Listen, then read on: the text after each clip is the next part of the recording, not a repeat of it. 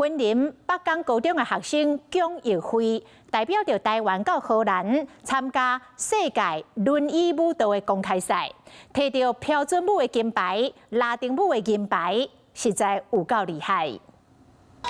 舞者的精彩舞步，让大家拢看甲学了甲。台湾选手团参加这遍伫荷兰阿姆斯特丹举办的世界轮椅舞蹈国际公开赛，拢总摕到3块金牌、2块金牌和1块铜牌的好成绩。拿到成绩，发现自己竟然可以得到这么好的成绩，就很不可思议。我们孩子难得可以代表国家到世界的舞台去争取最好的成绩，而且又是最佳的一个成绩。